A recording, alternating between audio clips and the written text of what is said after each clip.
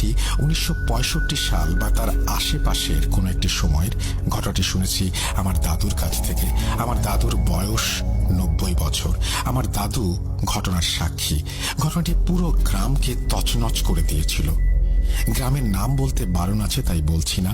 সময়টা বর্ষাকাল, চারিদিকে পানিতে ভরপুর। এই সময় গ্রামের মানুষরা মাছ ধরতে পছন্দ করে।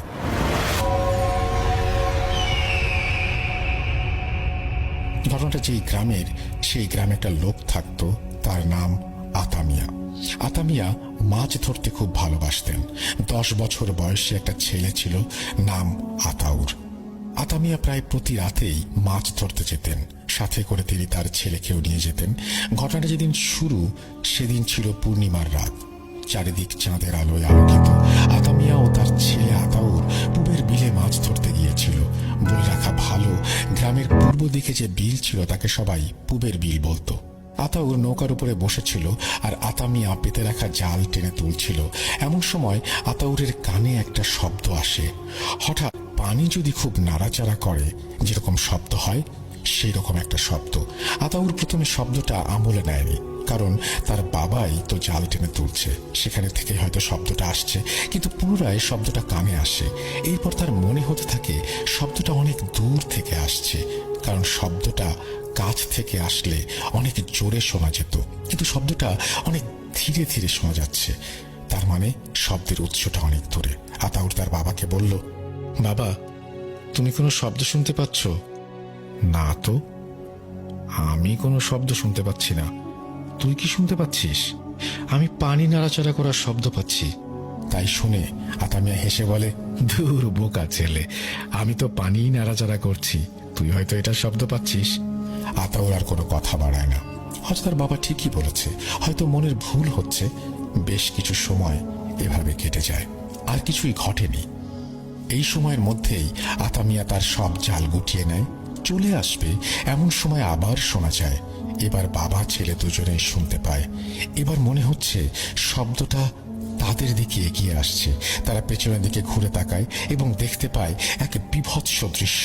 তারা দেখে একটি প্রাণী পানির ওপর দিয়ে হেঁটে তাদের দিকে এগিয়ে আসছে। আর একটু এগিয়ে আসলেই তারা যা দেখলো তা আরো ভয়ঙ্কর, কারণ প্রাণীটি একা না, তার পেছনে আরো 6টি একই রকম দেখতে প্রাণী তাদের দিকে এগিয়ে আসছে। কিন্তু তাদের ভয় চরম সীমায় পৌঁছে যায় যখন তারা দেখে যে আসলে তারা যে প্রাণীগুলোকে প্রাণী ভেবেছিল তারা এক একটা মানুষের আকৃতির অবয়ব। মানুষের আকৃতির এই জন্যই বলছি, কারণ সেই প্রাণীগুলো দেখতে অনেকটা মানুষের মতো। তাদের মানুষের মতো চোখ, নাক, মুখ আছে, কিন্তু তাদের কানটা অনেক বেশি বড়, আর তাদের হাতটা অনেকটা হাঁসের পায়ের মতো ছিল এবং সেই পায়ে ধারালো নখ আছে।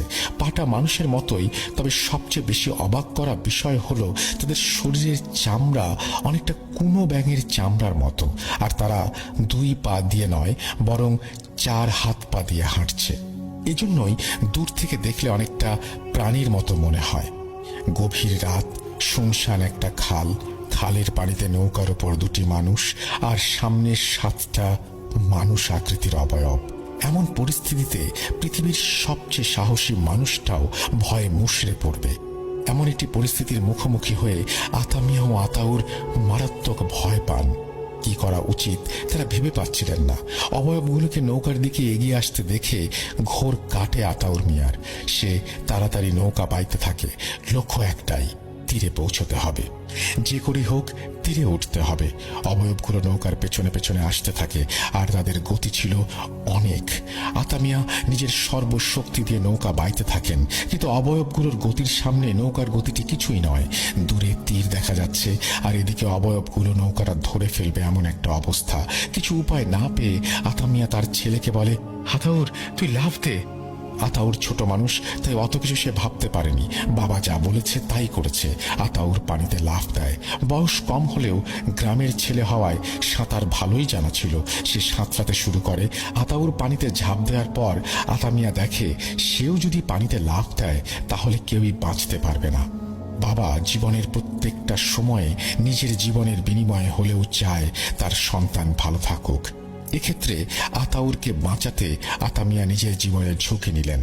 আতামিয়া নৌকা বাওয়া বন্ধ করে দিলেন, বৈঠাটা হাতে নিয়ে দাঁড়িয়ে পড়লেন। অবয়বগুলো যখন নৌকার কাছে চলে এসেছে তখন আতামিয়া জোরে জোরে আজান দিতে শুরু করেন আর বৈঠা দিয়ে অবয়বগুলোকে আঘাত করতে থাকেন। এদিকে আতাউর ততক্ষণে তীরে উঠে গেছে।